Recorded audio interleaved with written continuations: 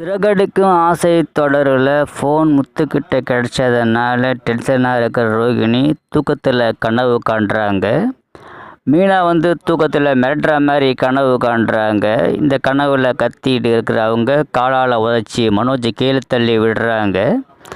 பிறகு இதை பற்றி அவங்க அம்மா கிட்ட சொல்கிறாரு. விஜயா வீட்டுக்கு கூட்டிக்கிட்டு போகிறாங்க. அங்கே ஒரு சாமியாரை வர வச்சு பேய் பிடிச்சிருக்கா என்னென்னு பார்க்க சொல்கிறாங்க. அவர் என்னென்னமோ சொல்கிறாரு.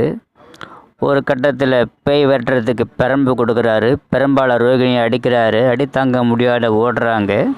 கடைசியாக அவர் காலையில் ஒரு தடவை ராத்திரி ஒரு தடவை நீங்கள் பெரம்பால் அடித்தாதான் அவங்க ஒய்ஃப் மேலே இருக்கிற ஆவி அவங்கள விட்டு போகணும்னு சொல்லி பெரம்பை கொடுத்துட்டு போகிறாரு.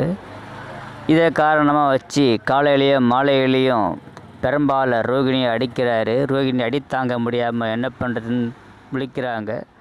ஒரு இடத்துல உண்மையாலுமே பேய் வந்த மாதிரி ஆக்ஷன் பண்ணுறாங்க. ஆக்ஷன் பண்ணிவிட்டு அப்புறம் என்னை விட்டு போயிடுச்சு, நீ அடித்தது நல்லா வேலை செஞ்சுருக்குன்னு ஒரு பவனா கிட்ட காட்டி ஒரு வழியாக அதுலேருந்து தப்பிக்கிறாங்க.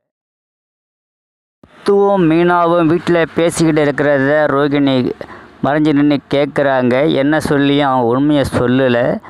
ஆனால் இந்த விஷயம் பாலரம்மா தான் செஞ்சுருக்கோன்னு உறுதியாக முத்து சொல்கிறாரு. இருந்தாலும் அந்த வித்யா இந்த விஷயத்தை பற்றி உண்மையை சொல்லலைன்றதை கேட்ட சந்தோஷப்படுறவங்க பார்க்குறதுக்கு போய் மன்னிப்பு கேட்குறாங்க. நான் செஞ்சது தப்பு தான், என்னை மன்னிச்சிரு, என்னை காட்டி கொடுக்கல, ரொம்ப சந்தோஷன்ற மாரி பழையபடி அவங்க ஃப்ரெண்ட்ஷிப்பை புதுப்பிச்சுக்கிறாங்க. பிறகு சகஜமாக 2 பேரும் பேசிக்கிறாங்க. பேசிக்கும்போது இந்த விஷயத்த சொல்கிறாங்க.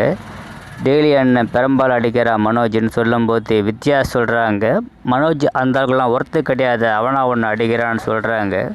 எனக்கு பேய் பிடிச்சிருக்குன்னு அதிர்ச்சி ஆகுறாங்க. வித்யா பேய் பிடிச்சிருக்கான்னு. இல்லடி, பேய் பிடிச்சிருக்குன்னு சொல்லி ஒரு சாமியாரை கூட்டிகிட்டு வந்து அவன் பெரம்பல் அடிக்க சொன்னான், அதான் சாக்குன்னு சொல்லி என்னை டெய்லி 2 தடவை அடிக்கிறாங்க அப்படின்னு சொல்கிறாங்க. ஒரு வழியாக இந்த விஷயத்தில் நான் தப்பிச்சுக்கிட்டேன் அப்படின்றத சொல்கிறாங்க. ஃபோன் விஷயத்தில் மனோஜுக்கு சிட்டி மேலே சந்தேகம் வந்துடுச்சு. சிட்டியை உஷாராக இருக்க சொல்லி சிட்டிக்கிட்ட சொல்லி வைக்கிறேன்ட்டு ரோகிணி சொல்கிறாங்க. வித்யாவும் 2 பேரும் பேசிக்கிறாங்க. இனி வரும் தொடர்